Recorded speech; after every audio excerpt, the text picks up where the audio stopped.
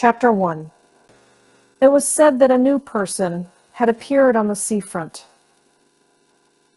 A lady with a little dog, Dmitrichus Gurov, who had by then been a fortnight at Yalta, and so was fairly at home there, had begun to take an interest in new arrivals.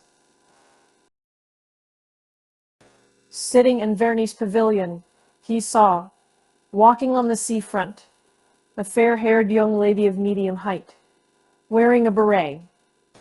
A white Pomeranian dog was running behind her, and afterwards he met her in the public gardens and in the square, several times a day. She was walking alone, always wearing the same beret and always with the same white dog. No one knew who she was, and everyone called her simply the lady with the dog. If she's here alone without a husband or friends, it wouldn't be amiss to make her acquaintance, Gurov reflected. He was under 40, but he had a daughter already 12 years old and 2 sons at school. He had been married young when he was a student in his 2nd year, and by now his wife seemed half as old again as he. She was a tall, erect woman with dark eyebrows, staid and dignified. And, as she said of herself, intellectual. She read a great deal, used phonetic spelling, called her husband, not Dmitri, but Dmitri. And he secretly considered her unintelligent, narrow, inelegant, was afraid of her, and did not like to be at home. He had begun being unfaithful to her long ago, had been unfaithful to her often, and probably on that account almost always spoke ill of women, and when they were talked about in his presence, used to call them the lower race. It seemed to him that he had been so schooled by bitter experience that he might call them what he liked. And yet, he could not get on for 2 days together without the lower race. In the society of men, he was bored and not himself. With them, he was cold and uncommunicative. But when he was in the company of women, he felt free and knew what to say to them and how to behave. And he was at ease with them, even when he was silent. In his appearance, in his character, in his whole nature, there was something attractive and elusive, which allured women and disposed them in his favor. He knew that, and some force seemed to draw him to them. Experience often repeated, truly bitter experience, had taught him long ago that with decent people, especially Moscow people, always slow to move and irresolute every intimacy, which at first so agreeably diversifies life, and appears a light and charming adventure, inevitably grows into a regular problem of extreme intricacy. And in the long run, the situation becomes unbearable. But at every fresh meeting with an interesting woman, this experience seemed to slip out of his memory. And he was eager for life. And everything seemed simple and amusing. One evening he was dining in the gardens, and the lady in the beret came up slowly to take the next table. Her expression, her gait, her dress, and the way she did her hair told him that she was a lady. That she was married. That she was in Yalta for the first time and alone. And that she was dull there. The stories told of the immorality in such places as Yalta are to a great extent untrue. He despised them and knew that such stories were, for the most part, made up by persons who would themselves have been glad to sin if they had been able. But when the lady sat down at the next table, 3 paces from him, he remembered these tales of easy conquests, of trips to the mountains, and the tempting thought of a swift, fleeting love affair, a romance with an unknown woman, whose name he did not know, suddenly took possession of him. He beckoned coaxingly to the Pomeranian, and when the dog came up to him, he shook his finger at it. The Pomeranian growled. Gurov shook his finger at it again. The lady looked at him, and at once dropped her eyes. "He doesn't bite," she said, and blushed. "May I give him a bone?" he asked.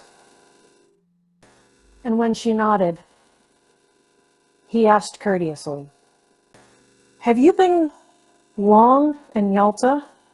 "5 days. And I've already dragged out a fortnight here." There was a brief silence. Time goes fast. And yet it is so dull here, she said, not looking at him.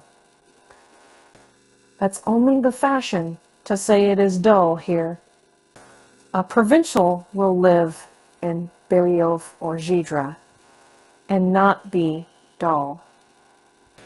And when he comes here, it's all the dullness. Oh, the dust.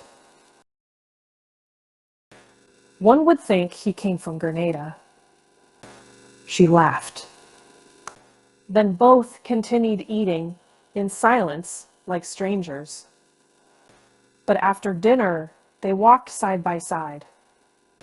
And there sprang up between them the light jesting conversation of people who are free and satisfied, to whom it does not matter where they go or what they talk about. They walked and talked of the strange light on the sea. The water was of a soft, warm lilac hue, and there was a golden streak from the moon upon it. They talked of how sultry it was after a hot day.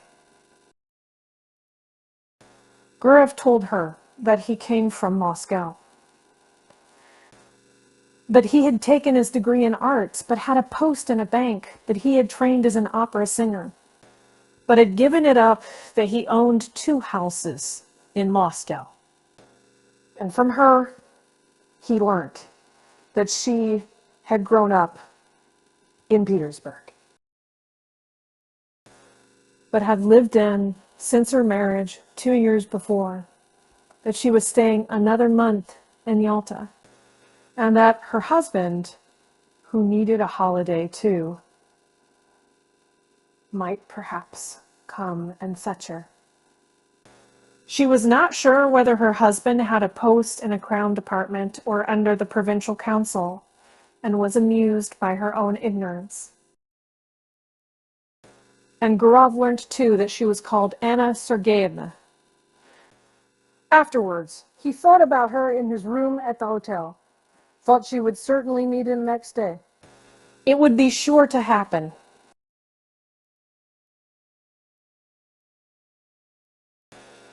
As he got into bed, he thought how lately she had been a girl at school during lessons like his own daughter. He recalled the diffidence, the angularity that was still manifest in her laugh and her manner of talking with a stranger. This must have been the first time in her life she had been alone in surroundings in which she was followed, looked at, and spoken to, merely from a secret motive which she could hardly fail to guess. He recalled her slender, delicate neck, her lovely gray eyes, and there's something pathetic about her anyway. He fought and fell asleep. Chapter 2. A week had passed since they had made acquaintance. It was a holiday. It was sultry indoors, while in the street the wind whirled the dust round and round and blew people's hats off. It was a thirsty day, and Gurov often went into the pavilion and pressed Anna Sergeyevna to have syrup and water on ice. One did not know what to do with oneself. In the evening, when the wind had dropped a little, they went out on the groyne to see the steamer come in. There were a great many people walking about the harbor. They had gathered to welcome someone, bringing bouquets, and two peculiarities of a well-dressed Yalta crowd were very conspicuous. The elderly ladies were dressed like young ones, and there were great numbers of generals. Owing to the roughness of the sea, the steamer arrived late after the sun had set, and it was a long time turning about before it reached the groyne.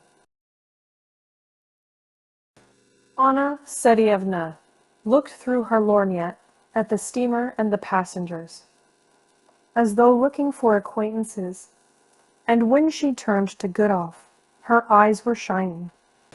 She talked a great deal and asked disconnected questions, forgetting next moment what she had asked. Then she dropped her lorgnette in the crush. The festive crowd began to disperse. It was too dark to see people's faces. The wind had completely dropped. But Gurov and Anna Sergeyevna still stood, as though waiting to see someone else come from the steamer. Anna Sergeyevna was silent now, and sniffed the flowers without looking at Gurov. "The weather is better this evening," he said. "Where shall we go now? Shall we drive somewhere?" She made no answer. Then he looked at her intently, and all at once put his arm round her and kissed her on the lips, and breathed in the moisture and the fragrance of the flowers. And he immediately looked round him, anxiously wondering whether anyone had seen them. "Let us go to your hotel," he said softly, and both walked quickly. The room was close, and smelt of the scent she had bought at the Japanese shop. Gurov looked at her and thought, what different people one meets in the world. From the past, he preserved memories of careless, good-natured women who loved cheerfully and were grateful to him for the happiness he gave them. However brief it might be, and women like his wife who loved without any genuine feeling, with superfluous phrases, effectively, hysterically, with an expression that suggested that it was not love nor passion, but something more significant, and of two or three others. Very beautiful, cold women on whose faces he had caught a glimpse of a rapacious expression, an obstinate desire to snatch from life more than it could give. And these were capricious, unreflecting, domineering, unintelligent women not in their first youth. And when Gurov grew cold, to them, their beauty excited his hatred, and the lace on their linen seemed to him like scales.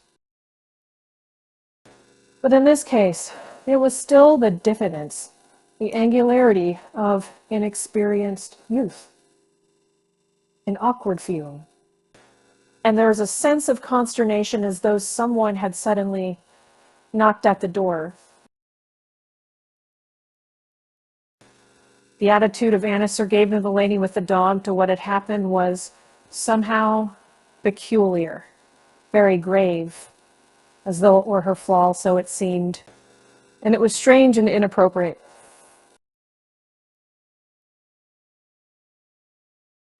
Her face dropped and faded, and on both sides of it, her long hair hung down mournfully. She mused in a dejected attitude, like the woman who was a sinner in an old-fashioned picture. "It's wrong," she said. "You will be the first to despise me now." We had edu today called water. There was a watermelon on the table. Gurov cut himself a slice and began eating it without haste. There followed at least half an hour of silence. Anna Sergeyevna was touching. There was about her the purity of a good, simple woman who had seen little of life. The solitary candle burning on the table threw a faint light on her face. Yet it was clear that she was very unhappy. "How could I despise you?" asked Gurov. "You don't know what you are saying." "God forgive me," she said. And her eyes filled with tears. "It's awful. You seem to feel you need to be forgiven." "Forgiven? No. I am a bad, low woman. I despise myself and don't attempt to justify myself. It's not my husband, but myself. I have to seek."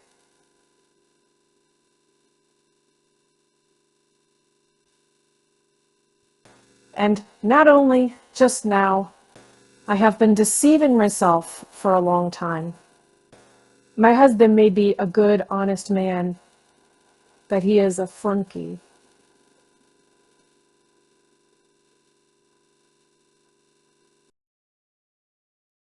I don't know what he does there, what his work is, but I know he is a flunky. I was 20 when I was married to him. I have been tormented by curiosity. I wanted something better. So there must be a different sort of life, I said to myself. I wanted to live, to live, to live. I was fired by curiosity. You don't understand it. But I swear to God, I could not control myself. Something happened to me. I could not be restrained. I told my husband I was in and came here. And here I have been walking about as though I were dazed, like a mad creature. And now I have become a vulgar, contemptible woman whom anyone may despise. Gurov felt bored already listening to her. He was irritated by the naive tone, by this remorse, so unexpected and inopportune. But for the tears in her eyes, he might have thought she was jesting or playing a part. "I don't understand," he said softly. "What is it you want?" She hid her face on his breast and pressed close to him. Believe me, I beseech you, she said. I love a pure, honest life, and sin is loathsome to me. I don't know what I am doing. Simple people say, the evil one has beguiled me. And I may say of myself now that the evil one has beguiled me. Hush, hush, he muttered. He looked at her fixed, scared eyes, kissed her, talked softly and affectionately. And by degrees she was comforted, and her gaiety returned. They both began laughing. Afterwards, when they went out, there was not a soul on the seafront. The town with its cypresses had quite a death-like air, but the sea still broke noisily on the shore. A single barge was rocking on the waves, and a lantern was blinking sleepily on it. They found a cab and drove to Oriander. I found out your surname in the hall just now. It was written on the board von Diederitz, said Gurov. Is your husband a German? No. I believe his grandfather was a German, but he is an Orthodox Russian himself. At Orianda, they sat on a seat not far from the church, looked down at the sea, and were silent. Yalta was hardly visible through the morning mist. White clouds stood motionless on the mountain tops. The leaves did not stir on the trees, grasshoppers chirrup, and the monotonous hollow sound of the sea rising up from below spoke of the peace of the eternal sleep awaiting us. So it must have sounded when there was no Yalta, no Orianda here. So it sounds now, and it will sound as indifferently and monotonously when we are all no more.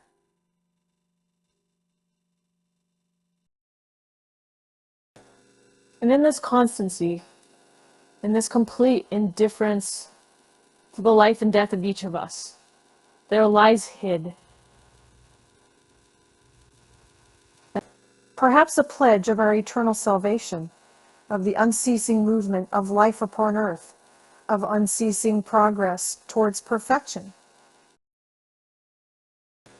Sitting beside a young woman who in the dawn seemed so lovely, soothed and spellbound in these magical surroundings, the sea, mountains, clouds, the open sky, Gurov thought how in reality everything is beautiful in this world. When one reflects, everything except what we think or do ourselves. When we forget our human dignity and the higher aims of our existence. A man walked up to them. Probably a keeper looked at them and walked away. And this detail seemed mysterious and beautiful too. They saw a steamer come from Theodosia, with its lights out in the glow of dawn. There is dew on the grass, said Anna Sergeyevna, after a silence. Yes, it's time to go home. They went back to the town. Then they met every day at 12 o'clock on the seafront, lunched and dined together, went for walks, admired the sea. She complained that she slept badly that her heart throbbed violently, asked the same questions, troubled now by jealousy, and now by the fear that he did not respect her sufficiently. And often in the square or gardens, when there was no one near them, he suddenly drew her to him and kissed her passionately. Complete idleness, these kisses in broad daylight, while he looked round in dread of someone seeing them. The heat, the smell of the sea, and the continual passing to and fro before him of idle, well-dressed, well-fed people made a new man of him. He told Anna Sergeyevna how beautiful she was, how fascinating. He was impatiently passionate. He would not move a step away from her, while she was often pensive and continually urged him to confess that he did not respect her, did not love her in the least, and thought of her as nothing but a common woman.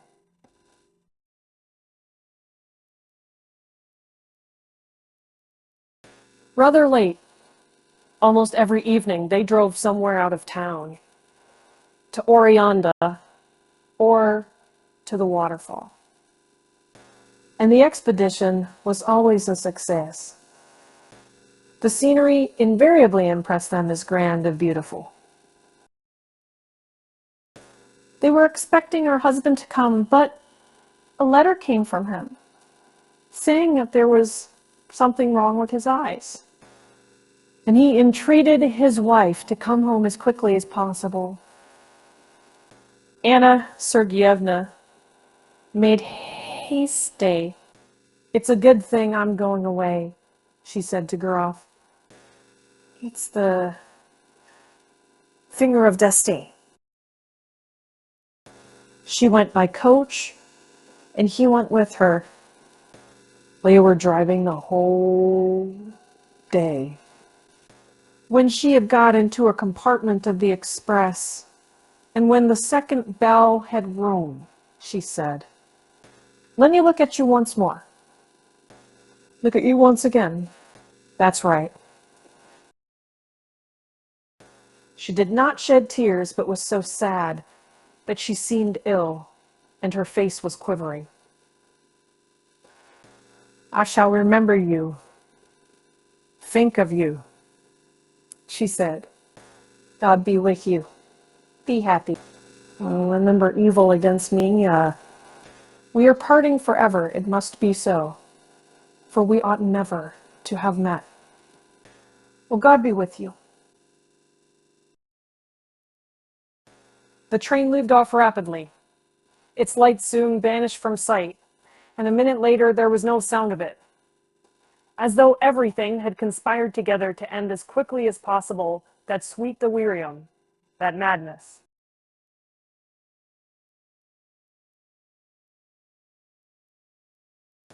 Left alone on the platform and gazing into the dark distance, Gurov listened to the chirrup of the grasshoppers and the hum of the telegraph wires, feeling as though he had only just waked up.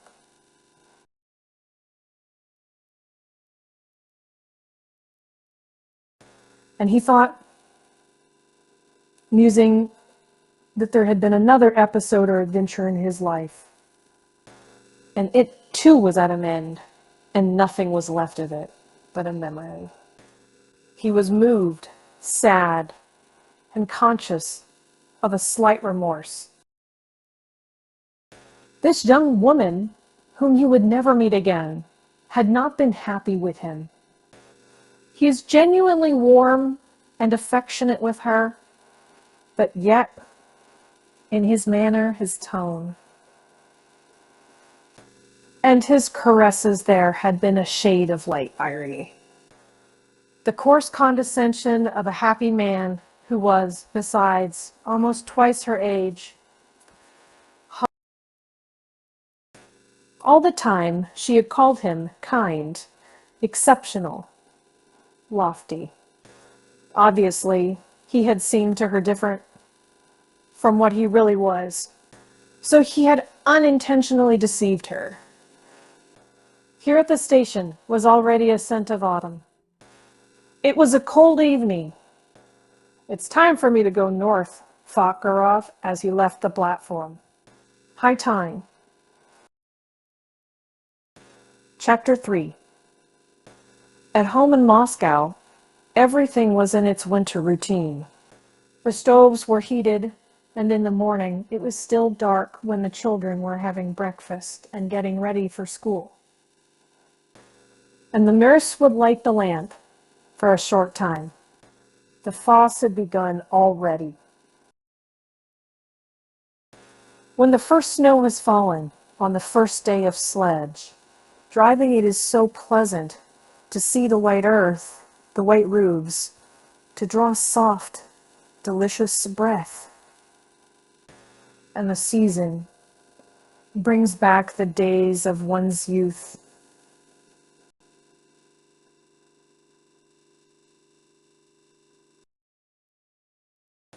The old limes and birches, white with hoar frost, have a good-natured expression. They are nearer to one's heart than cypresses and palms. And near them, one doesn't want to be thinking of the sea and the mountains. Gurov was Moscow born. He arrived in Moscow on a fine frosty day, and when he put on his fur coat and warm gloves and walked along Petrovka, and when on Saturday evening he heard the ringing of the bells, his recent trip and the places he had seen lost all charm for him. Little by little, he became absorbed in Moscow life. Greedily read 3 newspapers a day and declared he did not read the Moscow papers on principle. He already felt a longing to go to restaurants, clubs, dinner parties, anniversary celebrations, and he felt flattered at entertaining distinguished lawyers and artists and at playing cards with a professor at the doctor's club. He could already eat a whole plateful of saltfish and cabbage. In another month, he fancied, the image of Anna Sergeyevna would be shrouded in a mist in his memory, and only from time to time would visit him in his dreams with a touching smile as others did. But more than a month passed, real winter had come, and everything was still clear in his memory, as though he had parted with Anna Sergeyevna only the day before. And his memories glowed more and more vividly.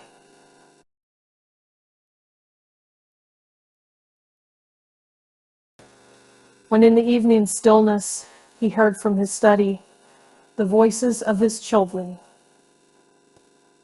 preparing their lessons, or when he listened to a song, or the organ at the restaurant or the storm howled in the chimney. Suddenly, everything would rise up in his memory. What had happened on the groin, in the early morning with the mist on the mountains, and the steamer coming from Theodosia, and the kisses. He would pace a long time about his room, remembering it all and smiling. Then his memories passed into dreams, and in his fancy, the past was mingled with what was to come. Anna Sergeyevna did not visit him in dreams, but followed him about everywhere like a shadow and haunted him. When he shut his eyes, he saw her as though she were living before him. And she seemed to him lovelier, younger, tenderer than she was. and he imagined himself finer than he had been in Yalta. In the evenings she peeped out at him, from the bookcase, from the fireplace. From the corner he heard her breathing, the caressing rustle of her dress. In the street he watched the women, looking for someone like her. He was tormented by an intense desire to confide his memories to someone. But in his home, it was impossible to talk of his love, and he had no one outside. He could not talk to his tenants, nor to anyone at the bank. And what had he to talk of? Had he been in love then? Had there been anything beautiful, poetical, or edifying, or simply interesting in his relations with Anna Sergeyevna? And there was nothing for him but to talk vaguely of love, of woman, and no one guessed what it meant. Only his wife twitched her black eyebrows and said, "The part of the lady killer does not suit you at all, Dmitri."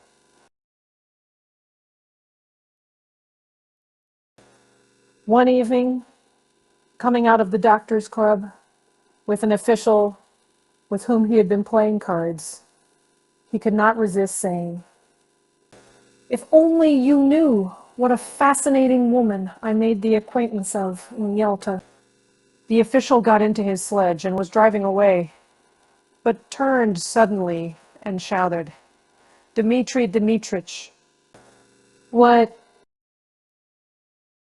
"You were right this evening. The sturgeon was a bit too strong." These words, so ordinary, for some reason moved Gurov to indignation and struck him as degrading and unclean. What savage manners! What people! What senseless nights! What uninteresting, uneventful days! The rage for card playing, the gluttony, the drunkenness, the continual talk, always about the same thing. Useless pursuit in conversations, always about the same things. Absorb the better part of one's time, the better part of one's strength. And in the end, there is left a life groveling and curtailed, worthless and trivial. And there's no escaping or getting away from it, just as though one were in a madhouse or a prison. Gurov did not sleep all night and was filled with indignation, and he had a headache all next day. And the next night, he slept badly. He sat up in bed, thinking or paced up and down his room. He was sick of his children, sick of the bank. He had no desire to go anywhere or to talk of anything. In the holidays in December, he prepared for a journey and told his wife he was going to Petersburg to do something in the interests of a young friend. And he set off for asked what for. He did not very well know himself. He wanted to see Anna Sergeyevna and to talk with her, to arrange a meeting, if possible. He reached S in the morning and took the best room at the hotel, in which the floor was covered with gray army cloth. And on the table was an inkstand, gray with dust, and adorned was a figure on horseback, with its hat in its hand and its head broken off. The hotel porter gave him the necessary information. One Bagratz lived in a house of his own in Old Gonchany Street. It was not far from the hotel. He was rich and lived in good style and had his own horses.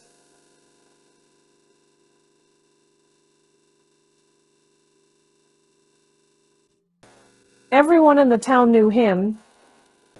The porter pronounced the name Dryderitz.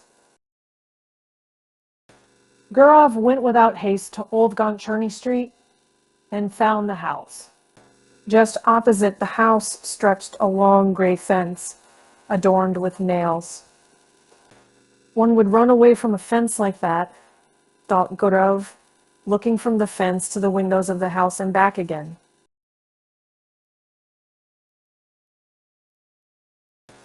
He considered.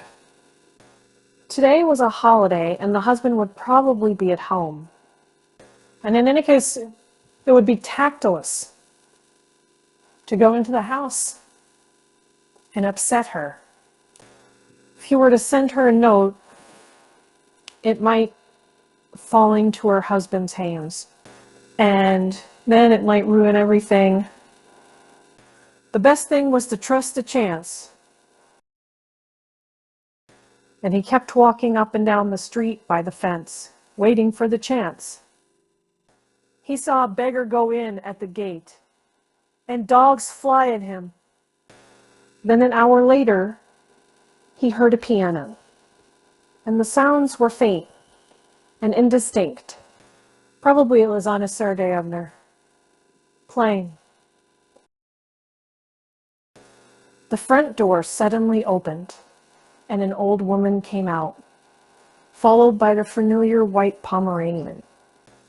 Gurov was on the point of calling to the dog, but his heart began beating violently, and in his excitement, he could not remember the dog's name. He walked up and down and loathed the gray fence more and more. And by now he thought irritably that Anna Sergeyevna had forgotten him and was perhaps already amusing herself with someone else, and that was very natural in a young woman who had nothing to look at from morning till night but that confounded fence.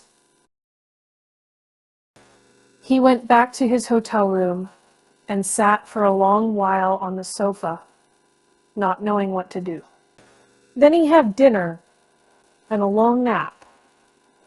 How stupid and worrying it is, he thought when he woke and looked at the dark windows. It was already evening. Here, I'd had a good sleep for some reason. What shall I do in the night?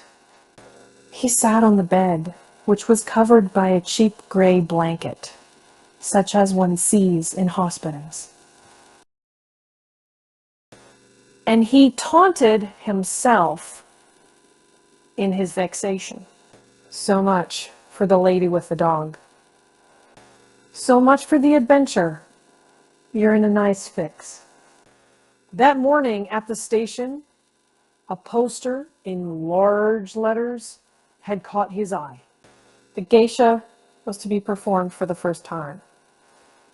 He thought of this and went to the theater. It's quite possible that she may go to the first performance, he thought. The theater was full. As in all provincial theaters, there was a fog above the chandelier. The gallery was noisy and restless in the front row. The local dandies were standing up before the beginning of the performance. With their hands behind them, in the governor's box, the governor's daughter, wearing a bellow, was sitting in the front seat, while the governor himself lurked modestly behind a curtain, with only his hands visible. The orchestra was a long time tuning up. The stage curtains swayed. All the time the audience were coming in and taking their seats. Gurov looked at them eagerly. Anna Sergeyevna too came in. She sat down in the third row, and when Gurov looked at her, his heart contracted, and he understood clearly that for him there was in the whole world no creature so near, so precious, and so important to him. She, this little woman, in no way remarkable, lost in a provincial crowd,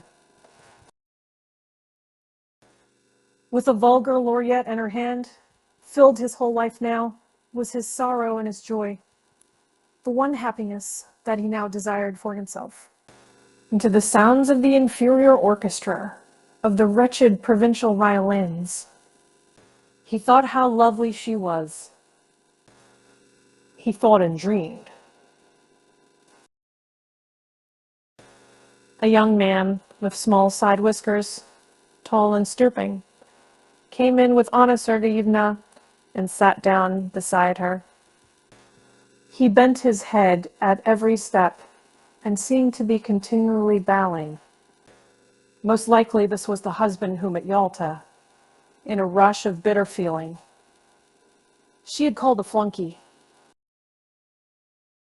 And there really was in his long figure, his side whiskers, and the small bald patch on his head, something of the flunky's obsequiousness. His smile was sugary, and in his buttonhole there was some badge of distinction, like the number on a waiter.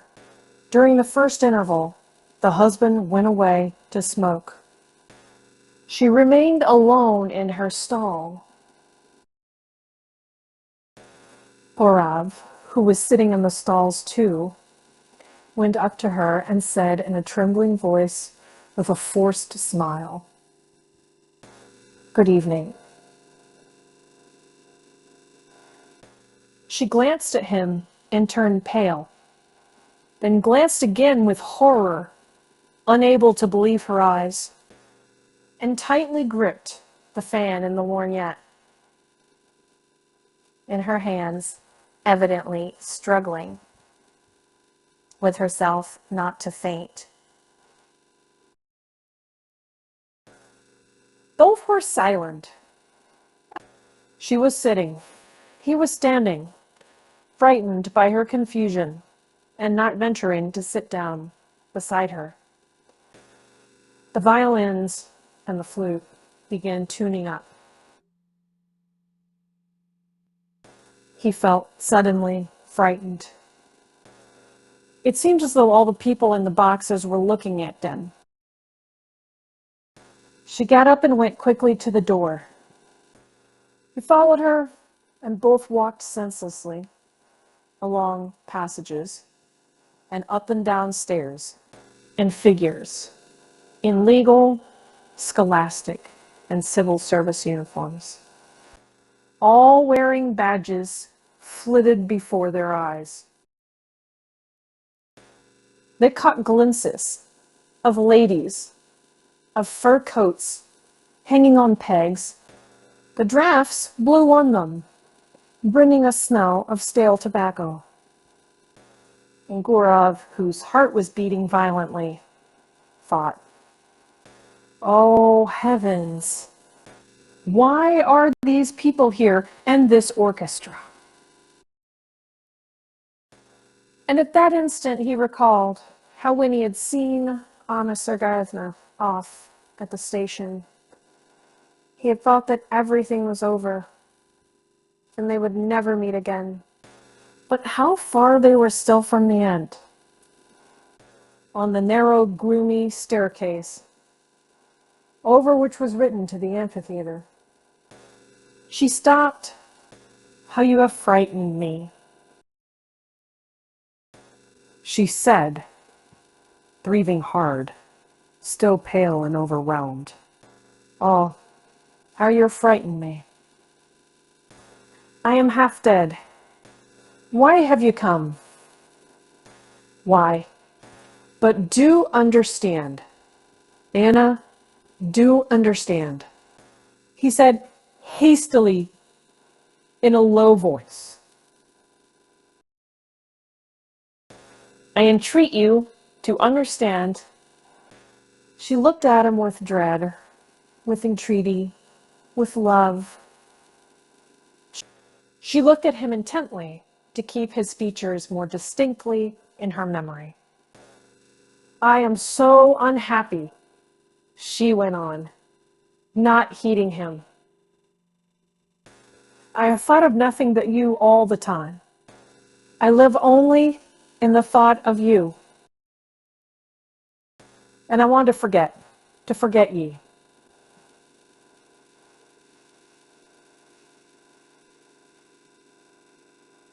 But why, oh, why have you come? On the landing above them, two schoolboys were smoking and looking down. But that was nothing to Gurov. He drew Anna Sergeyevna to him and began kissing her face, her cheeks, and her hands. What are you doing? What are you doing? She cried in horror. Pushing him away. We are mad. Away today. Go away at once. I beseech you by all that is sacred, I implore you. There are people coming this way. Someone was coming up the stairs. You must go away. Anna Sergeyevna went on in a whisper. Do you hear, Dmitri? Dmitri? I will come and see you in Moscow. I have never been happy. I am miserable now, and I never shall be happy. Never. Don't make me suffer still more. I swear I'll come to Moscow. But now, let us part. My precious, good, dear one, we must part. She pressed his hand and began rapidly going downstairs, looking round at him, and from her eyes he could see that she really was unhappy. Gurov stood for a little while, listened then. When all sound had died away, he found his coat and left the theater. Chapter 4. And Anna Sergeyevna began coming to see him in Moscow. Once in 2 or 3 months, she left S, telling her husband that she was going to consult a doctor about an internal complaint, and her husband believed her. In Moscow, she stayed at the Slaviansky Bazaar Hotel and at once sent a man in a red cap to Gurov. Gurov went to see her, and no one in Moscow knew of it. Once he was going to see her in this way on a winter morning. The messenger had come the evening before when he was out. With him walked his daughter, whom he wanted to take to school. It was on the way. Snow was falling in big wet flakes. It's 3 degrees above freezing point, and yet it is snowing, said Gurov to his daughter. The thaw is only on the surface of the earth. There's quite a different temperature at a greater height in the atmosphere. And why are there no thunderstorms in the winter, Father? He explained that too.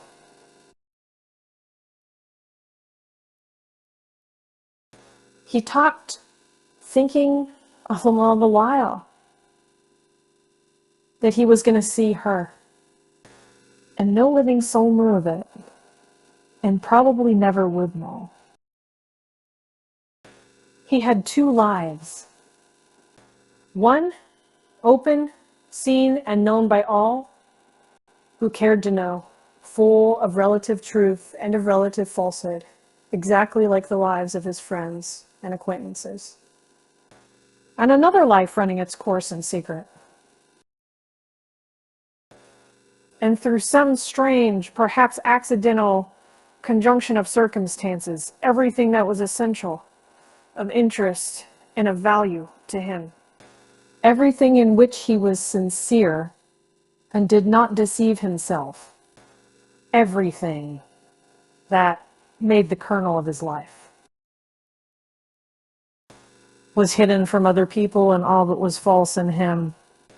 The sheath in which he hid himself to conceal the truth, such for instance as his work in the bank, his discussions at the club, his lower race, his presence with his wife at anniversary festivities, all that was ocal. And he judged of others by himself, not believing in what he saw, and always believing that every man had his real, most interest in life under the cover of secrecy and under the cover of night.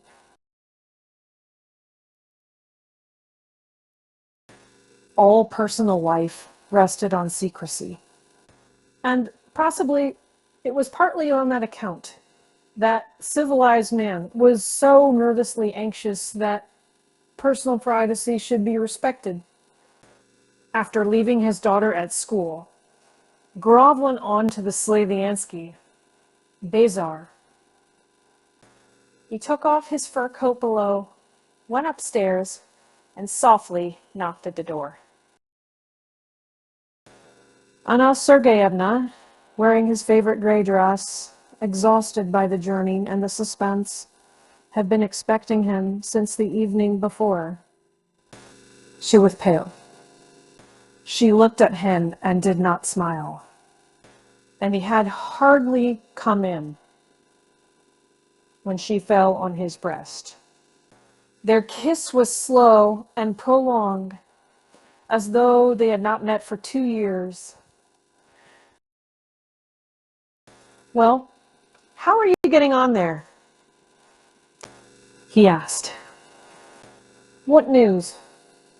"Wait, I'll tell you directly. I can't talk." She could not speak. She was crying. She turned away from him and pressed her handkerchief to her eyes. Let her have her cry out.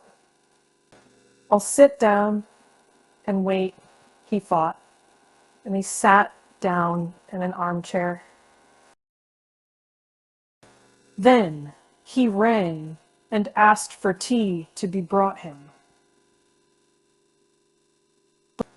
And while he drank his tea, she remained standing at the window with her back to him.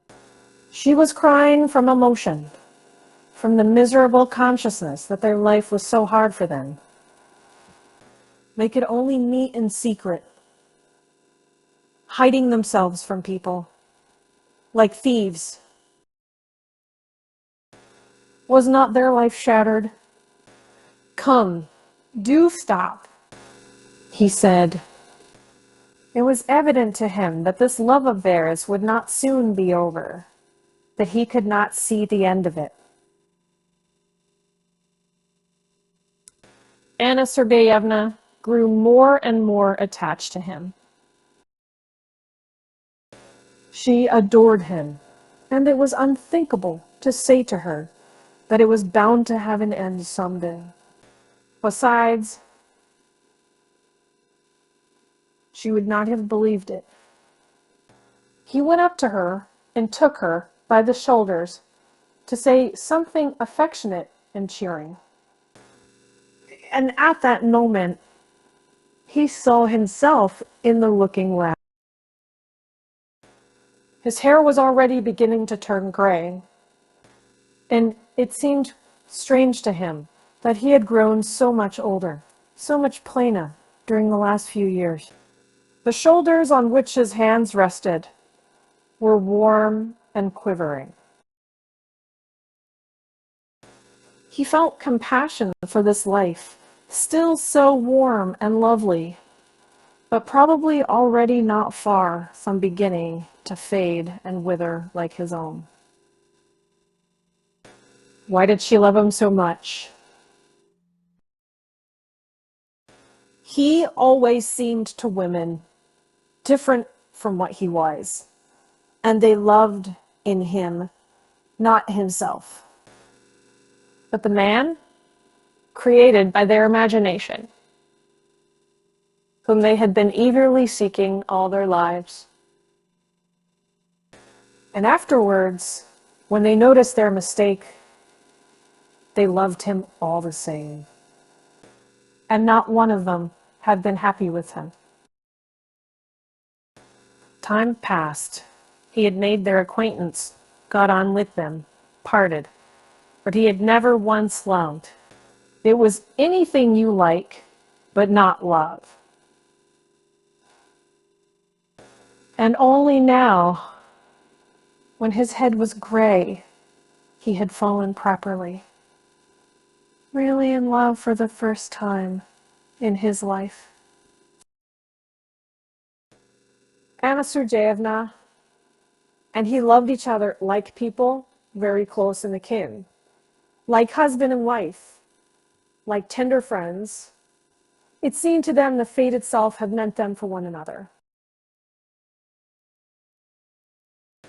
And they could not understand why he had a wife and she a husband. And it was as though they were a pair of birds of passage, caught and forced to live in different cages. They forgave each other for what they were ashamed of in their past. They forgave everything in the present and felt that this love of theirs had changed them both. In moments of depression in the past, he had comforted himself with any arguments that came into his mind. But now, he no longer cared for arguments. He felt profound compassion. He wanted to be sincere and tender. "Don't cry, my darling," he said. "You've had your cry. That's enough. Let us talk now. Let us think of some plan." Then they spent a long while taking counsel together, talked of how to avoid the necessity for secrecy, for deception, for living in different towns and not seeing each other for long at a time. How could they be free from this intolerable bondage? How? How? He asked, clutching his head. How? And it seemed as though, in a little while, the predictions, the solution would be found. And then a new and splendid life would begin. And it was clear to both of them that they had still a long, long road before them. And that the most complicated and difficult part of it was only just beginning. A doctor's visit. The professor received a telegram from the Lilakovs' factory. He was asked to come as quickly as possible. The daughter of some Madame Lialakov, apparently the owner of the factory, was ill, and that was all that one could make out of the long, incoherent telegram. And the professor did not go himself, but sent instead his assistant, Korolyov. It was 2 stations from Moscow, and there was a drive of 3 miles from the station. A carriage with 3 horses had been sent to the station to meet Korolyov. The coachman wore a hat with a peacock's feather on it, and answered every question in a loud voice, like a soldier. "No, sir." "Certainly, sir." It was Saturday evening. The sun was setting. The work people were coming in crowds from the factory to the station. And they bowed to the carriage in which Korolev was driving. And he was charmed with the evening, the farmhouses and villas on the road, and the birch trees, and the quiet atmosphere all around, when the fields and woods and the sun seemed preparing, like the work people now on the eve of the holiday, to rest, and perhaps to pray. He was born and had grown up in Moscow. He did not know the country, and he had never taken any interest in factories or been inside one. But he'd happened to read about factories and had been in the houses of manufacturers and had talked to them. And whenever he saw a factory far or near, he always thought how quiet and peaceable it was outside. But within there was always sure to be impenetrable ignorance and dull egoism on the side of the owners, where his own unhealthy toil on the side of the work people squabbling vermin vodka. And now in the work people timidly and respectfully made way for the carriage, and their faces, their caps, their walk. He read physical impurity, drunkenness, nervous exhaustion, bewilderment. They drove in at the factory gates. On each side, he caught glimpses of the little houses of work people, of the faces of women, of coats and linen on the railings. "Look out," shouted the coachman, not pulling up the horses.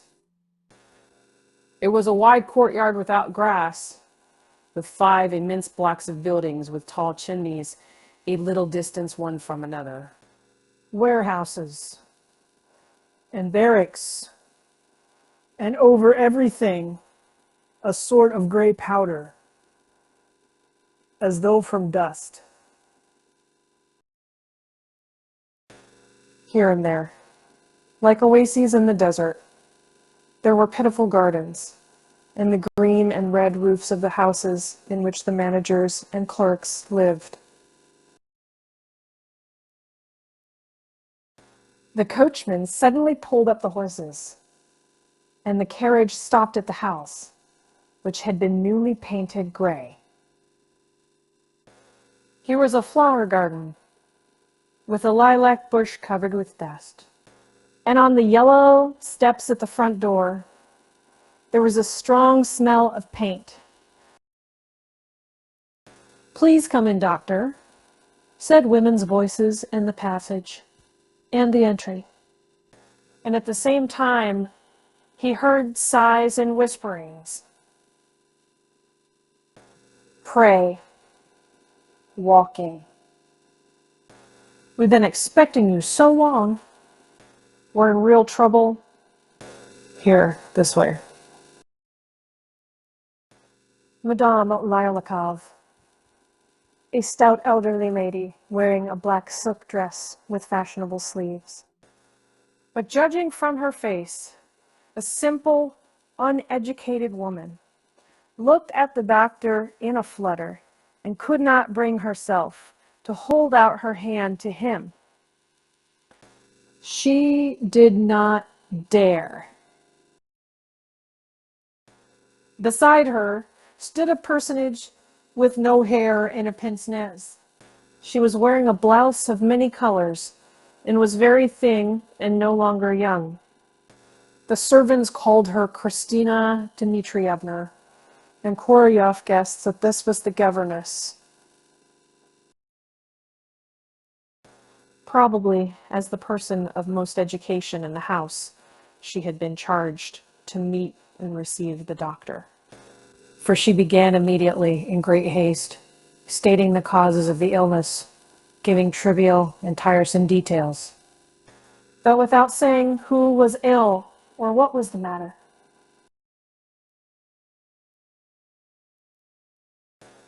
The doctor and the governess were sitting talking, while the lady of the house stood motionless at the door, waiting. From the conversation, Korolev learned that the patient was Madame Lyolika's only daughter and heiress, a girl of 20 called Liza. She had been ill for a long time and had consulted various doctors.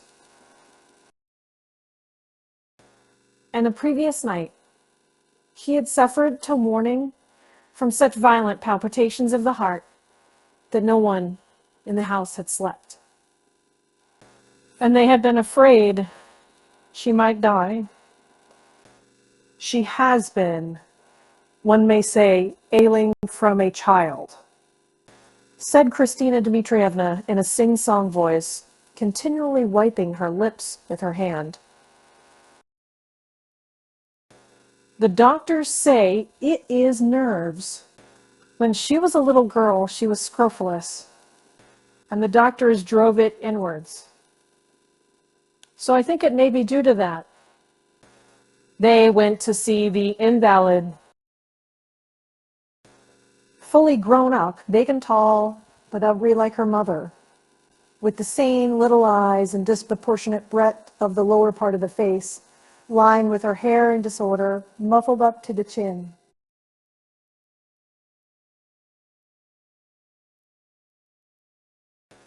She made upon Korolev at the first minute the impression of a poor, destitute creature, sheltered and cared for here out of charity. And he could hardly believe that this was the heiress of the 5 huge buildings. "I am the doctor come to see you," said Korolev. "Good evening." He mentioned his name and pressed her hand, a large, cold, ugly hand. And she sat up, and, evidently accustomed to doctors, let herself be sounded, without showing the least concern that her shoulders and chest were uncommoned. "I have palpitations of the heart," she said. "It was so awful all night. I almost died of fright. Do give me something." I will. I will. Don't worry yourself." Korolev examined her and shrugged his shoulders. "The heart is all right," he said. "It's all going on satisfactorily. Everything is in good order. Your nerves must have been playing pranks a little, but that's so common. The attack is over by now, one must suppose." Lie down and go to sleep. At that moment, a lamp was brought into the bedroom. The patient screwed up her eyes at the light and suddenly put her hands to her head and broke into sobs. And the impression of a destitute, ugly creature vanished, and Korolev no longer noticed the little eyes or the heavy development of the lower part of the face. He saw a soft, suffering expression which was intelligent and touching. She seemed to him altogether graceful, feminine, and simple, and he longed to soothe her, not with drugs, not with advice, but with simple, kindly words. Her mother put her arms round her head and hugged her. What despair, what grief was in the old woman's face. She, her mother, had reared her and brought her up, spared nothing, and devoted her whole life to having her daughter taught French, dancing, music.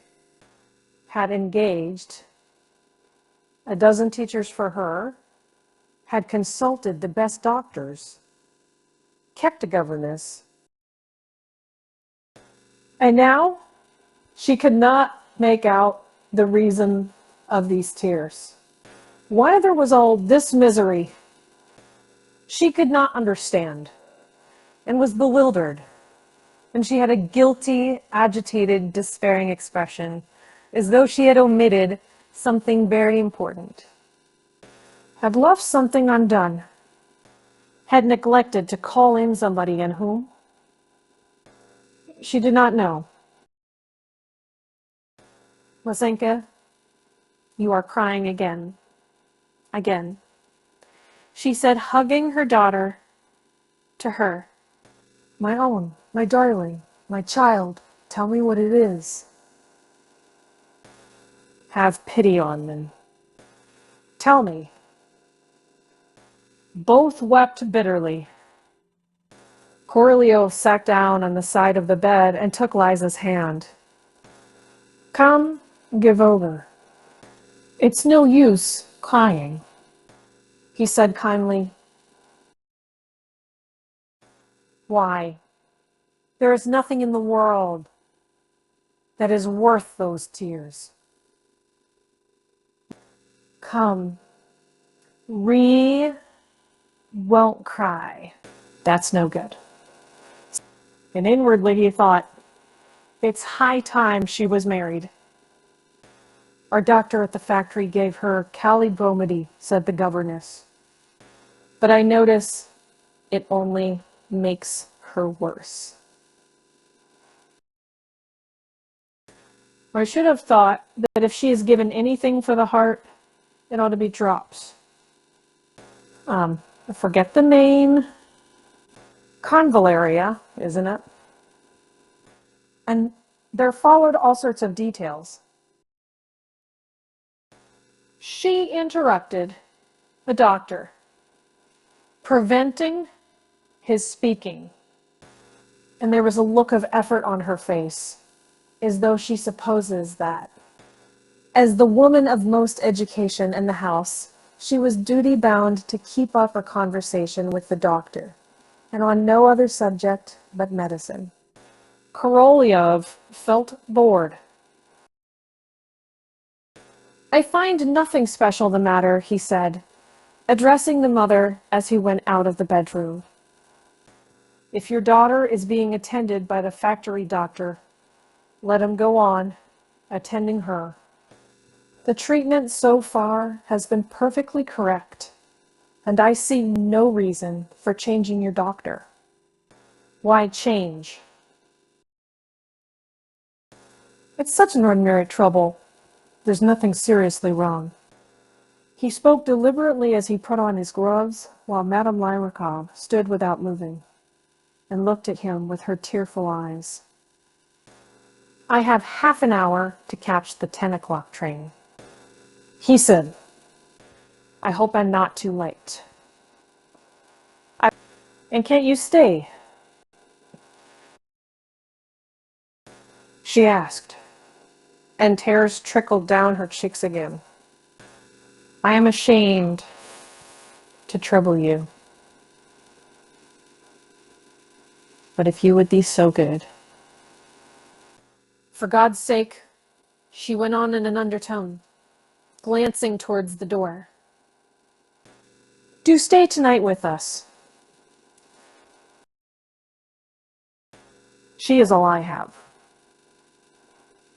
My only daughter.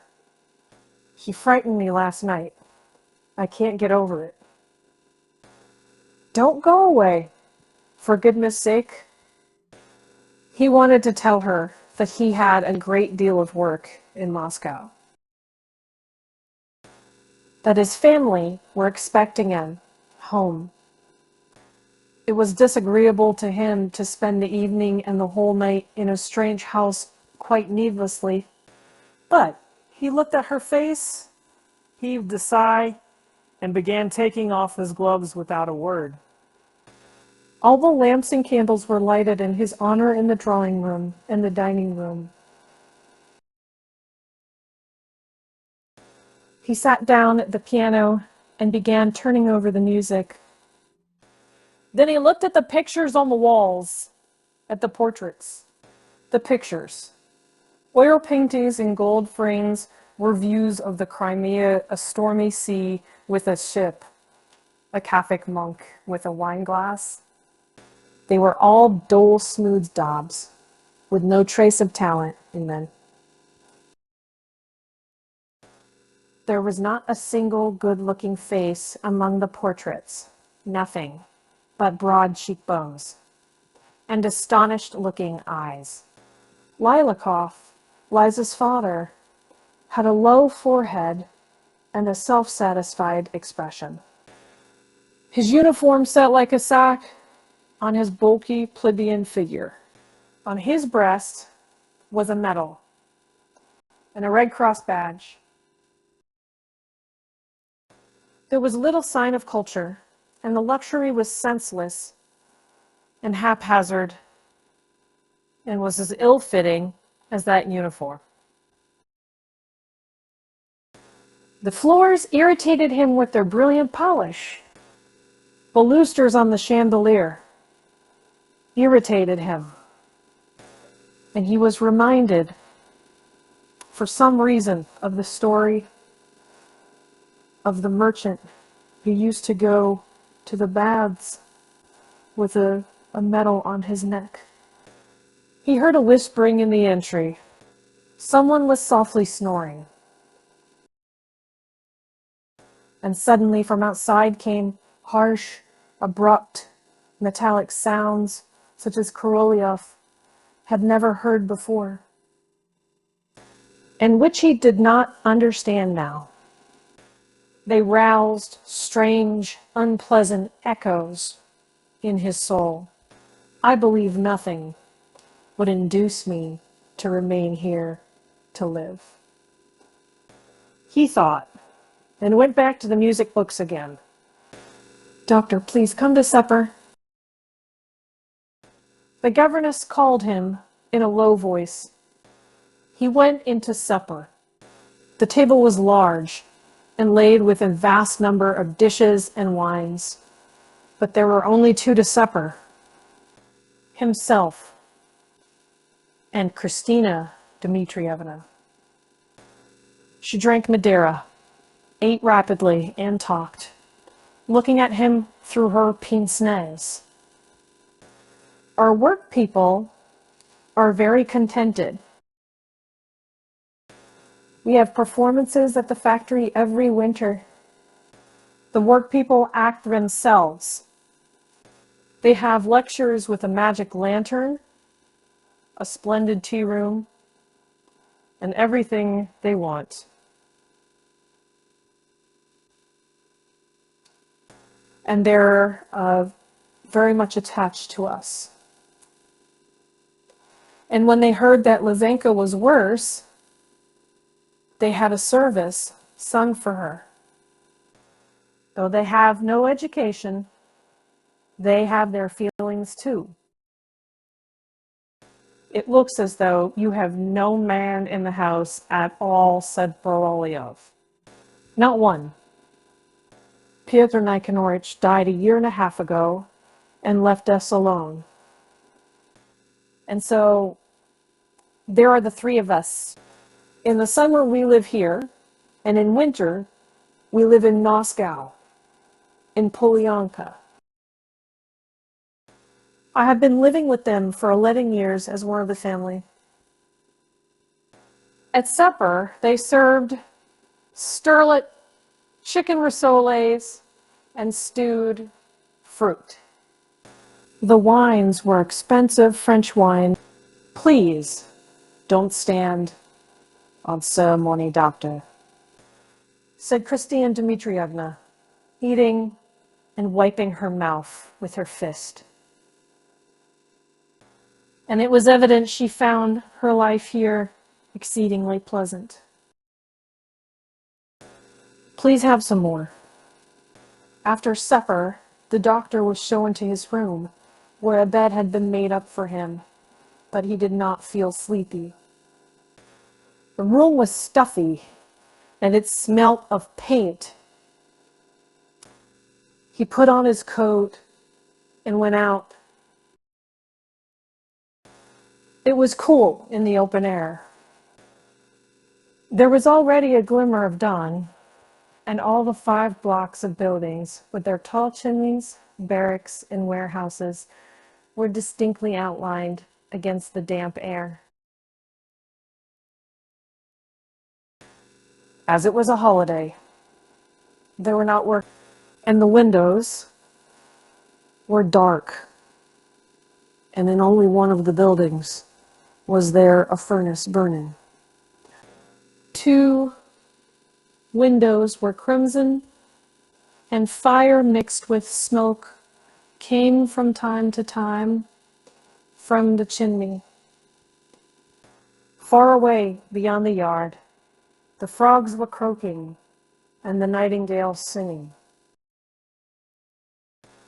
Looking at the factory buildings and the barracks where the work people were asleep, he thought again what he always thought when he saw a factory. They may have performances for the work people, magic lanterns, factory doctors, and improvements of all sorts. But all the same,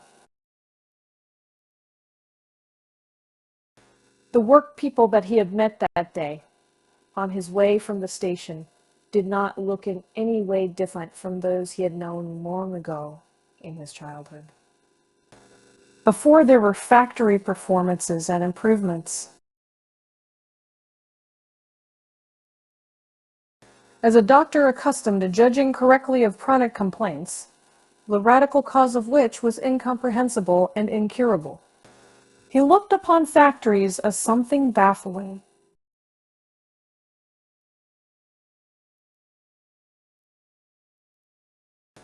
The cause of which also was obscure and not removable. And all the improvements in the life of the factory hands he looked upon, not as superfluous, but as comparable with the treatment of incurable illnesses. There's something baffling in it, of course, he thought, looking at the crimson windows. 1,500 or 2,000 work people are working without rest in unhealthy surroundings, making bad cotton goods, living on the verge of starvation. And only waking from this nightmare at rare intervals in the tavern, 100 people act as overseers. And the whole life of that 100 is spent in imposing fines, in abuse, in injustice. And only 2 or 3 so-called owners enjoy the profits, though they don't work at all, and despise the wretched cotton. But what are the profits, and how do they enjoy them? Madame Lilakoff and her daughter are unhappy. It makes one wretched to look at them. The only one who enjoys her life is Kristina Dmitrievna, a stupid, middle-aged maiden lady in pince-nez. And so it appears that all these 5 blocks of buildings are a work. And inferior cotton is sold in the eastern markets, simply, that Kristina Dmitrievna may eat sterlet and drink Madeira. Suddenly there came a strange noise, the same sound Korolyov had heard before supper. Someone was striking on a sheet of metal near one of the buildings. He struck a note, and then at once checked the vibrations, so that short, abrupt, discordant sounds were produced. Rather like dare, dare, dare. Then there was half a minute of stillness, and from another building there came sounds equally abrupt and unpleasant, lower bass notes. Drin, drin, drin, drin, drin, drin, drin, drin, drin. 11 times.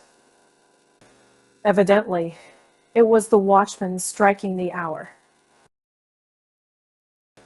Near the third building, he heard zook, zook, zook. And so near all the buildings, and then behind the barracks and beyond the gates.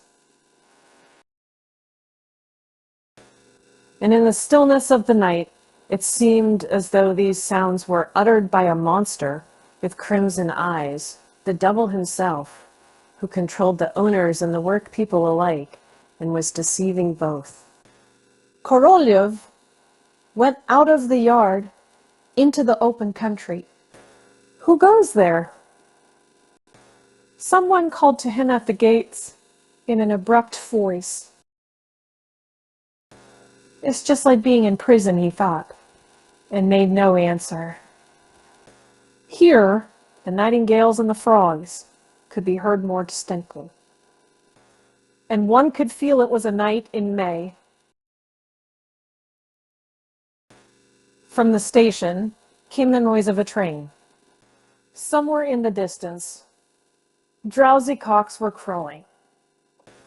But all the same, the night was still. The world was sleeping tranquilly. In a field not far from the factory, there could be seen the framework of a house and heaps of building material.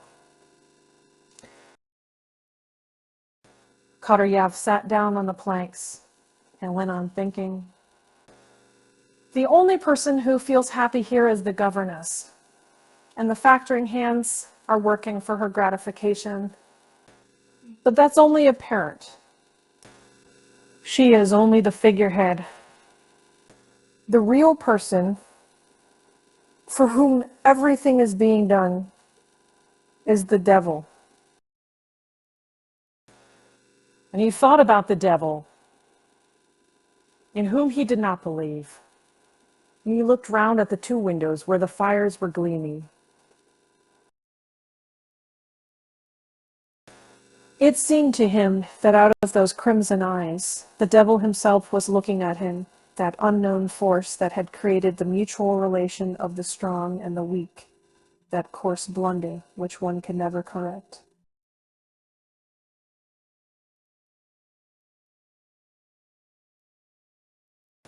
The strong must hinder the weak from living, such was the law of nature.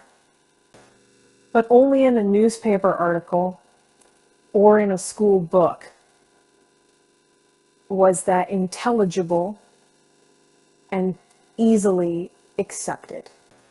In the hodgepodge, which was everyday life, in the tangle of trivialities out of which human relations were woven, it was no longer a law, but a logical absurdity.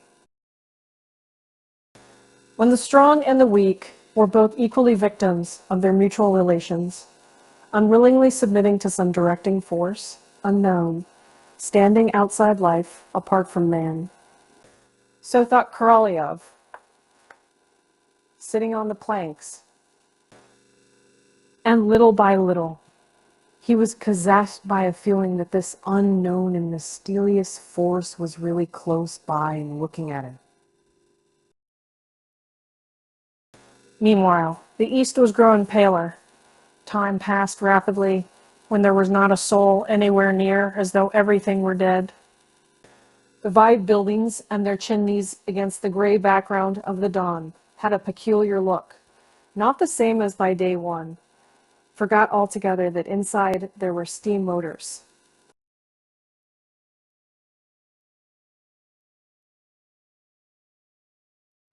Electricity, telephones, and kept thinking of lake dwellings, of the Stone Age, feeling the presence of a crude, unconscious force. And again, there came the sound, dare, dare, dare, 12 times.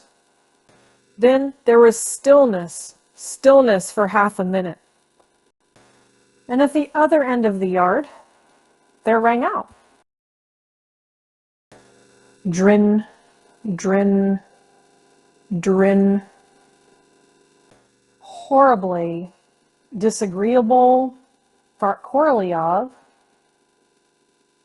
Juk, guk. There resounded from a third place, abruptly, sharply, as though with annoyance. Juk, juk. And it took 4 minutes to strike 12. Then there was a hush. And again, it seemed as though everything were dead. Korolev sat a little longer, then went to the house, but sat up for a good while longer. In the adjoining rooms, there was whispering. There was a sound of shuffling slippers and bare feet. Is she having another attack? Thought Korolev.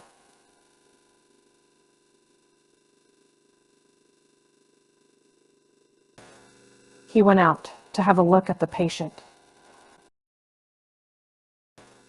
By now, it was quite light in the rooms, and a faint glimmer of sunlight, piercing through the morning mist, quivered on the floor and on the wall of the drawing room.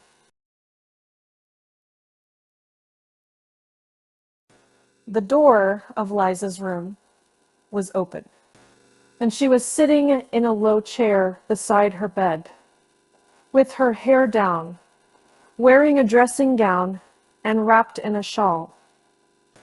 The blinds were down on the windows. How you feel? Asked Korolev. I'm thinking. He touched her pulse, then straightened her hair that had fallen over her forehead. You are not asleep, Who said. It's beautiful weather outside. It's spring. The nightingales are singing, and you sit in the dark and think of something. She listened and looked into his face. Her eyes were sorrowful and intelligent, and it was evident she wanted to say something to him. Does this happen to you often? He said.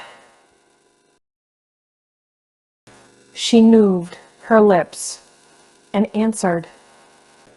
Often, I feel wretched almost every night. At that moment, the watchman in the yard began striking 2 o'clock. They heard, dare, dare, and she shuddered. Do those knockings worry you? He asked. I don't know. Everything here worries me. She answered and pondered. Everything worries me. I hear sympathy in your voice. It seemed to me as soon as I saw you that I could tell you all about it. Tell me. I beg you. I want to tell you of my opinion.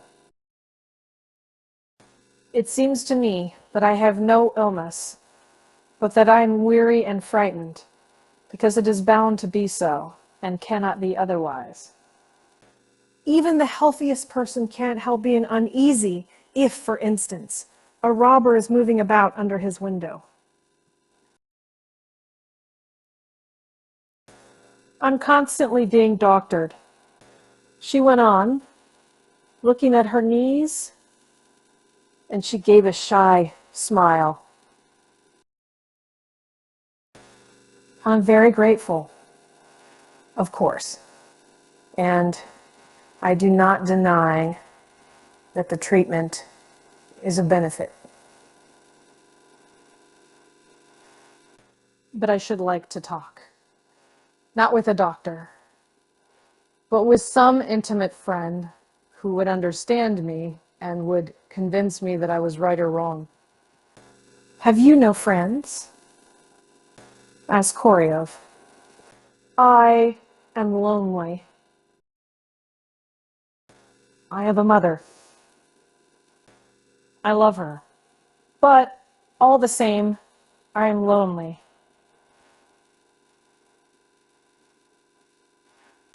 That's how it happens to be.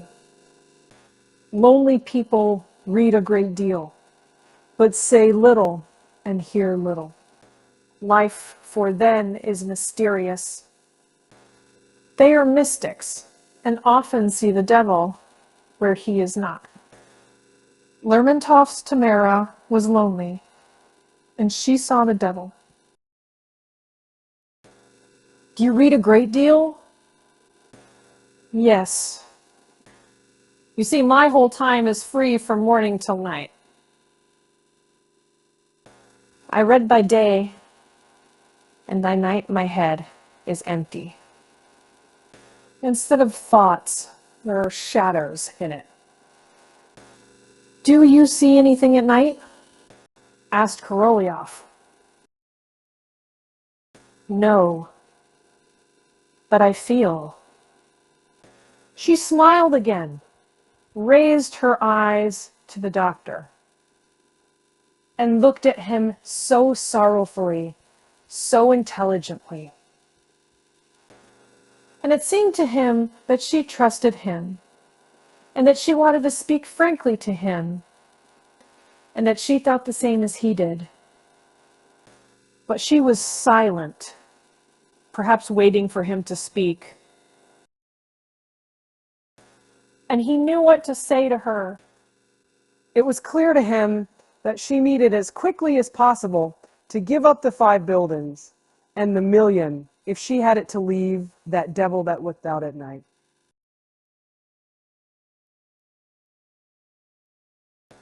It was clear to him, too, that she thought so herself, and was only waiting for someone she trusted to confirm her. But he did not know how to say it. How?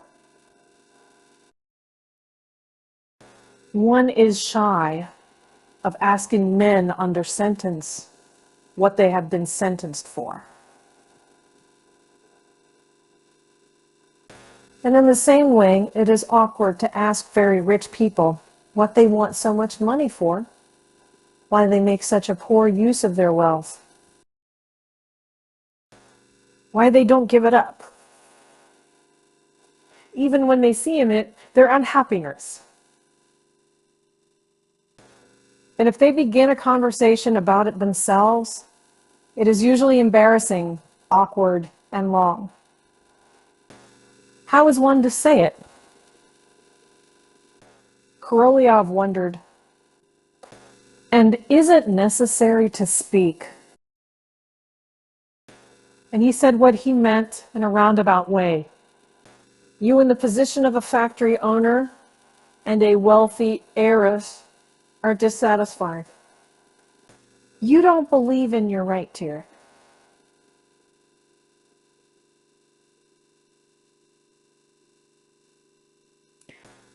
And here now, you can't sleep.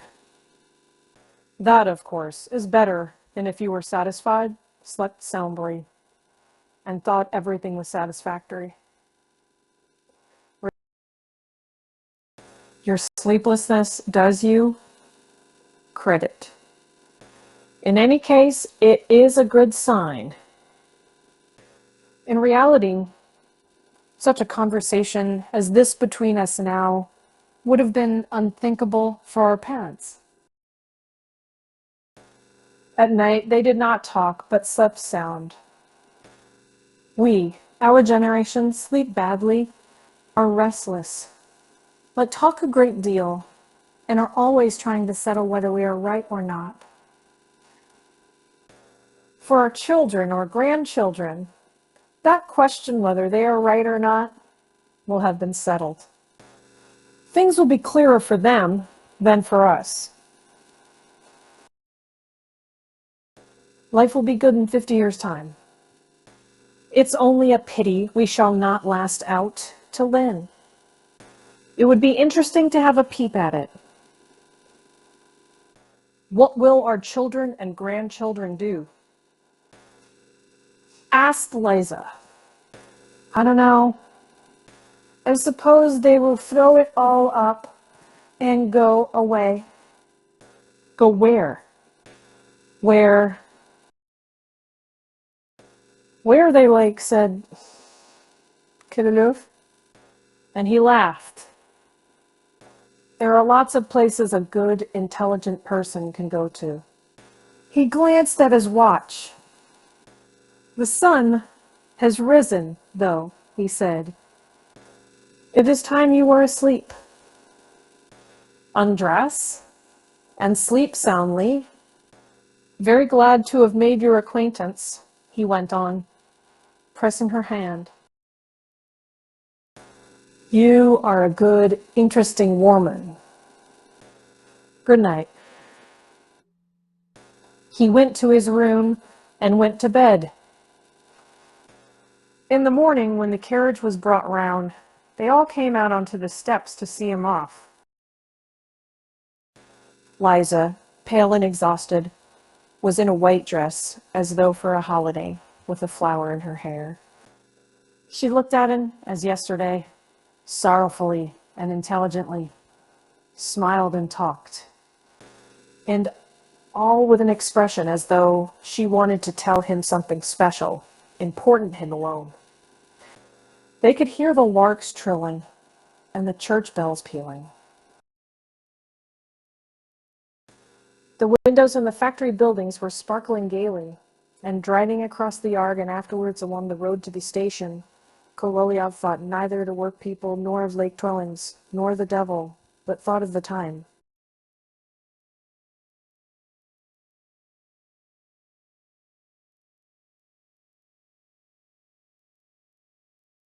Perhaps close at hand, when life would be as bright and joyous as that still Sunday morning. And he thought how pleasant it was, and such a morning in the spring, to drive with 3 horses in a good carriage and to bask in the sunshine. And up Hevel Mashenka Paveletsky, a young girl who had only just finished her studies at a boarding school, returning from a walk to the house of the Kushkins, with whom she was living as a governess, found the household in a terrible turmoil. Mihailo, the porter who opened the door to her, was excited and red as a crab. Loud voices were heard from upstairs. Madame Kushkin is in a fit, most likely, or else she has quarreled with her husband, thought Mashenka. In the hall and in the corridor, she met maidservants. One of them was crying. Then Mashenka saw, running out of her room, the master of the house himself, Nikolai Sergich, a little man with a flabby face and a bald head, though he was not old. He was red in the face and twitching all over. He passed the governess without noticing her, and throwing up his arms, exclaimed, "Oh, how horrible it is! How tactless! How stupid! How barbarous! Abominable!" Naska went into her room, and then, for the first time in her life, it was her lot to experience, in all its acuteness, the feeling that is so familiar to persons in depending positions who eat the bread of the rich and powerful. There was a search going on in her room.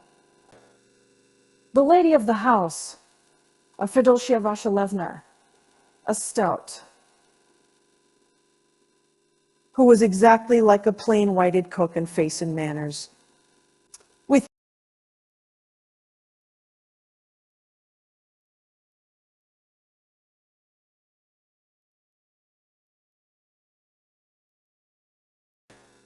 putting back into Mashenka's work bag balls of wool, scraps of materials, and bits of paper.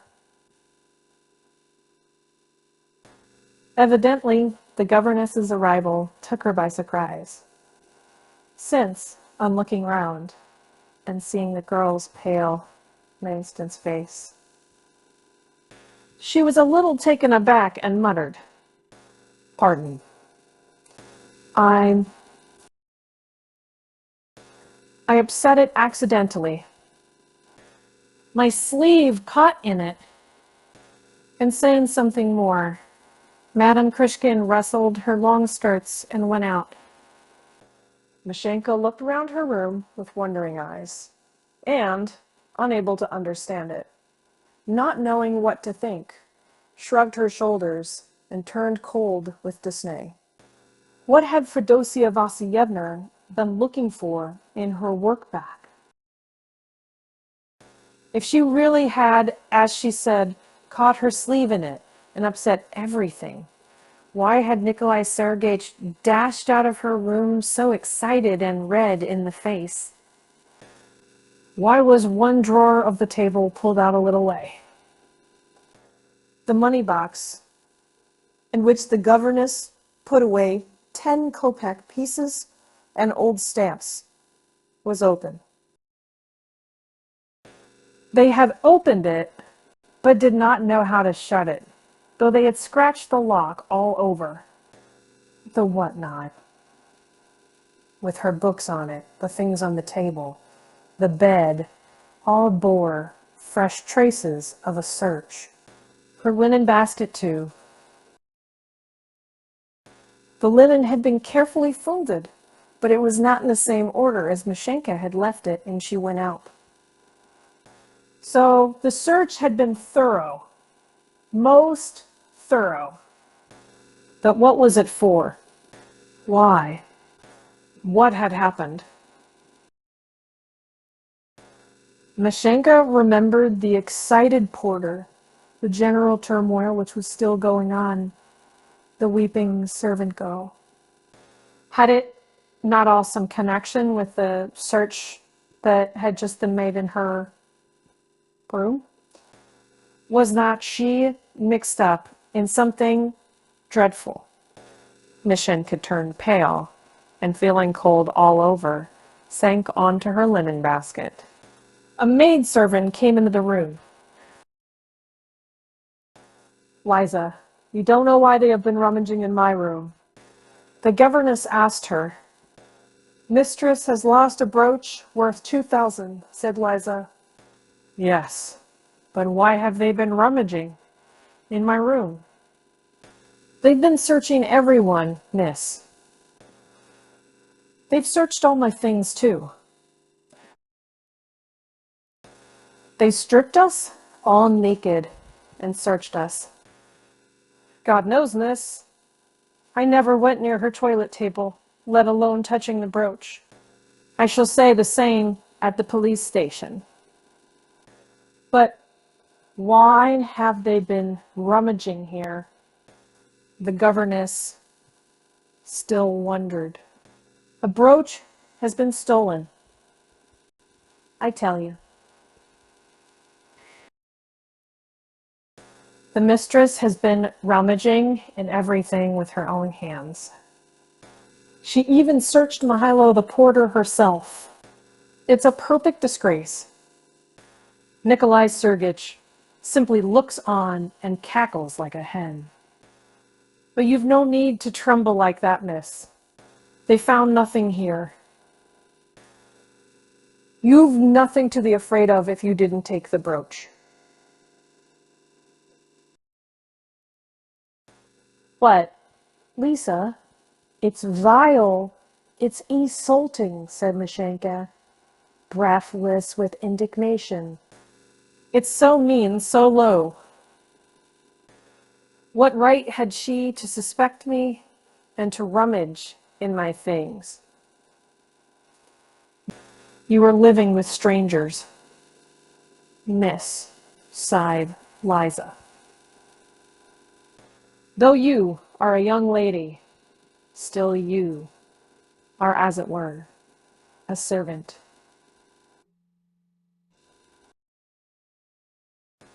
It's not like living with your papa and mama. Mashenka threw herself on the bed and sobbed bitterly. Never in her life had she been subjected to such an outrage. Never had she been so deeply insulted. She, well educated, refined, the daughter of a teacher, was suspected of theft. She had been searched like a streetwalker. She could not imagine a greater insult. And to this feeling of resentment was added an oppressive dread of what would come next. All sorts of absurd ideas came into her mind. If they could suspect her of theft, then they might arrest her, strip her naked, and search her, then lead her through the street with an escort of soldiers. Cast her into a cold, dark cell with mice and woodlice. Exactly like the dungeon in which Princess Tarkanov was imprisoned. Who would stand up for her? Her parents lived far away in the provinces. They had not the money to come to her. In the capital, she was as solitary as in a desert, without friends or kindred. They could do what they liked with her. I will go to all the courts and all the lawyers Mashenka brought it to read in the fight, trembling. I will explain to them. I will take an oath, and they will believe that I could not be a thief. Mashenka remembered that under the sheets in her basket, she had some sweetmeats, which, following the habits of her school days, she had put in her pocket at dinner and carried off to her room. She felt hot all over and was ashamed at the thought that her little secret was known to the lady of the house. And all this terror, shame, resentment brought on an attack of palpitation of the heart, which set up a throbbing in her temples, in her heart, and deep down in her stomach.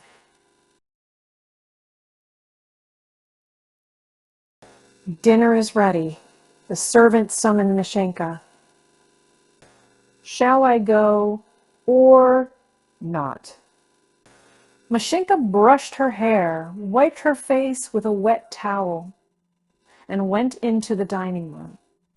There, they had already begun dinner. At one end of the table sat Fedosia Vasilyevna with a stupid, solemn, serious face. At the other end, Nikolay Sergeyevich. At the sides, there were the visitors and the children.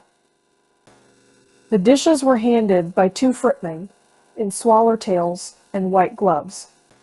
Everyone knew that there was an upset in the house, that Madame Kushkin was in trouble, and everyone was silent.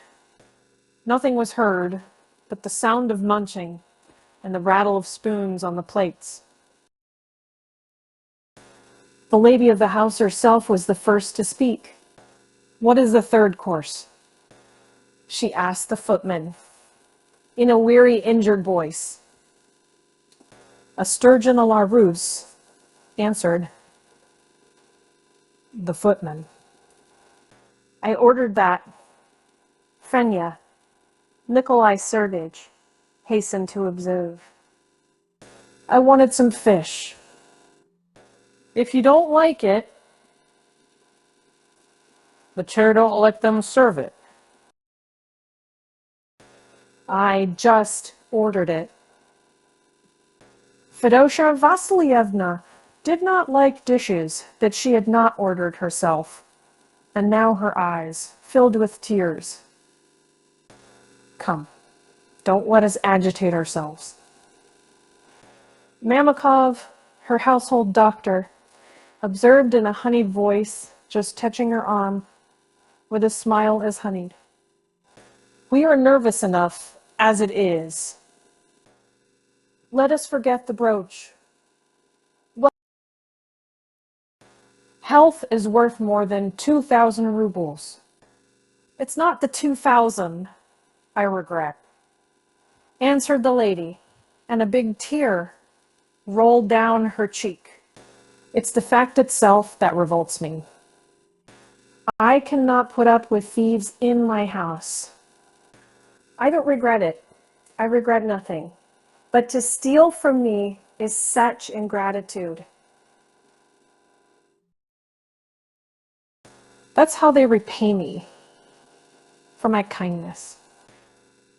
They all looked into their plates, but Mashenka fancied, after the lady's words, that everyone was looking at her. A lump rose in her throat. She began crying and put her handkerchief to her lips. Pardon, she muttered. I can't help it. My head aches. I'll go away. And she got up from the table, scraping her chair awkwardly, and went out quickly, still more overcome with confusion. It's beyond everything, said Nikolai Sergeyevich, frowning. What need was there to search her room? How out of place it was. I don't say she took the brooch, said Fedosia Vasilyevna, but can you answer for her? To tell the truth, I haven't much confidence in these learned paupers. It really was unsuitable, Fenya. Excuse me, Fenya, but you've no kind of legal right to make a search. I know nothing about your laws. All I know is that I've lost my brooch, and I will find the brooch.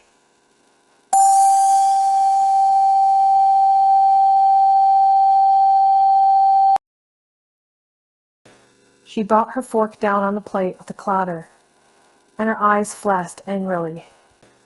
And you eat your dinner, and don't interfere in what doesn't concern you. Nikolai Sergeyevich dropped his eyes mildly inside. Meanwhile, Mashenka, reaching her room, flung her. She felt now neither alarm nor shame, but she felt an intense longing to go and stalk the cheeks of this hard, arrogant, dull-witted, prosperous woman. Lying on her bed, she breathed into her pillow and dreamed of how nice it will be to go and buy the most expensive brooch and fling it into the face of this bullying woman.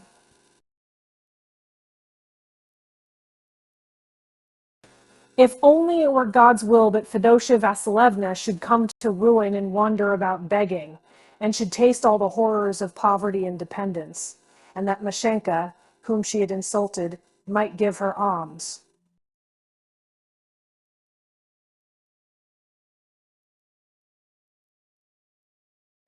Oh, if only she could come in for a big fortune, could buy a carriage, and could drive noisily past the windows, so as to be envied by that woman. But all these were only dreams. In reality, there was only one thing left to do to get away as quickly as possible, not to stay another hour in this place. It was true. It was terrible to lose her place, to go back to her parents, who had nothing. But what could she do? Mashenka could not bear the sight of the lady of the house, nor of her little room. She felt stifled and wretched here. She was so disgusted with Fedosia Vasilyevna, who was so obsessed by her illnesses and her supposed aristocratic rank, that everything in the world seemed to have become coarse and unattractive, because this woman was living in it. Mashenka jumped up from the bed and began packing. "May I come in?"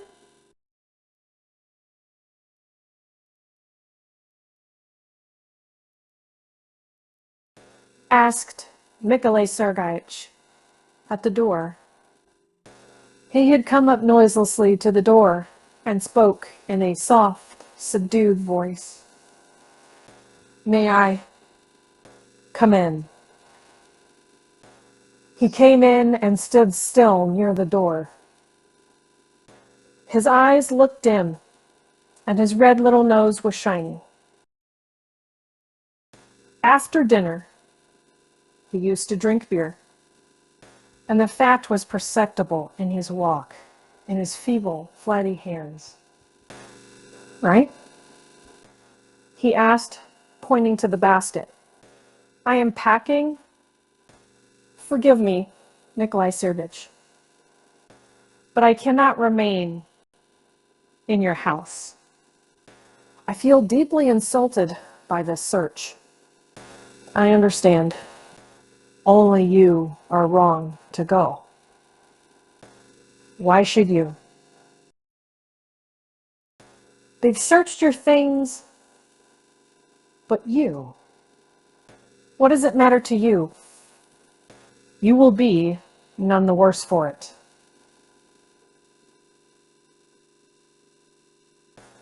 Mashenka was silent and went on packing.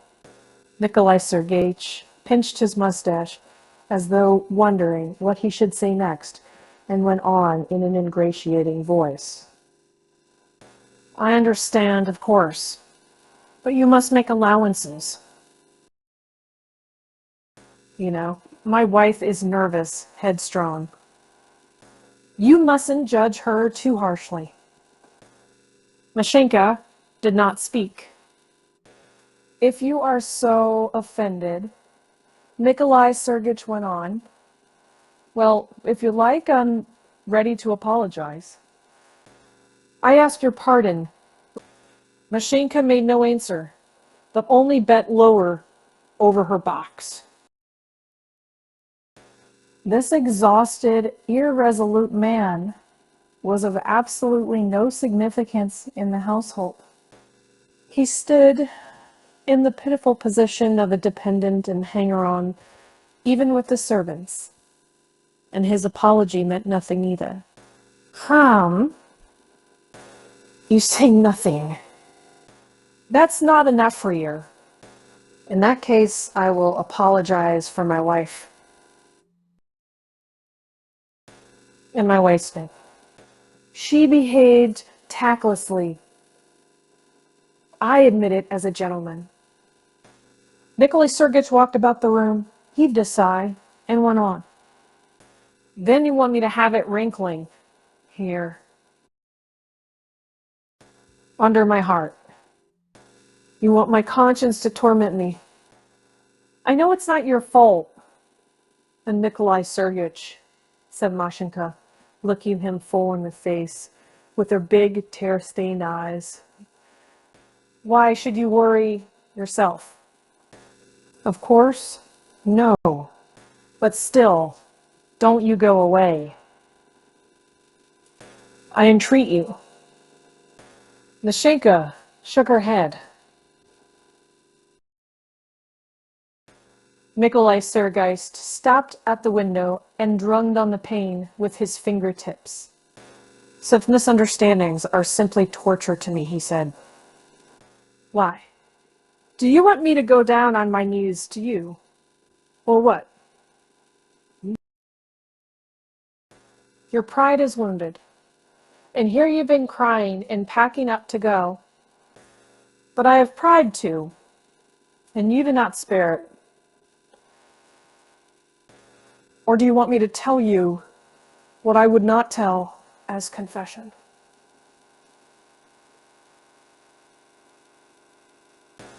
Do you? Listen, you want me to tell you what I won't tell the priest on my deathbed? Mashenka made no answer. I took my wife's spoach, Nikolai Sergeyevich said quickly. Is that enough now? Are you satisfied? Yes, I took it. But of course, I count on your discretion. For God's sake, not a word Not half a hint to anyone. Mashenka, amazed and frightened, went on packing. She snatched her things, crumpled them up, and thrust them anyhow into the box and the basket. Now, after a discandid avowal on the part of Nikolai Sergeyevich, she could not remain another minute and could not understand how she could have gone on living in the house before. And it's nothing to wonder at, Nikolai Sergeyevich went on after a pause. It's an everyday story. I need money. And she won't give it to me. It was my father's money that bought this house and everything, you know. It's all mine. And the brooch belonged to my mother. And it's all mine. And she took possession of everything. I can't go to law with her, you'll admit. I beg you most earnestly, overlook it. Stay on. Tu comprender. Tu pardonner. Will you stay? No, said Mashenka resolutely, beginning to tremble. Let me alone. I entreat you. Well, God bless you, sighed Nikolai Sergeyevich, sitting down on the stool near the box. I must own, I like people who still can feel resentment, contempt, and so on. I could sit here forever and look at your indignant face. So you won't stay then? I understand. It's bound to be so. Yes, of course. It's all right for you. But for me, woo! I can't stir a step out of this cellar. I'd go off to one of our estates, but in every one of them, there's some of my wife's rascals. Stewards, experts, damn 'em all. They mortgage and remortgage. You mustn't catch fish, must keep off the grass, mustn't break the trees. Nikolai Sergeyevich. His wife's voice called from the drawing room. Argenia, call your master. Then you won't stay? Ask Nikolai. Sergeyevich, getting up quickly and going towards the door. You might as well stay, really.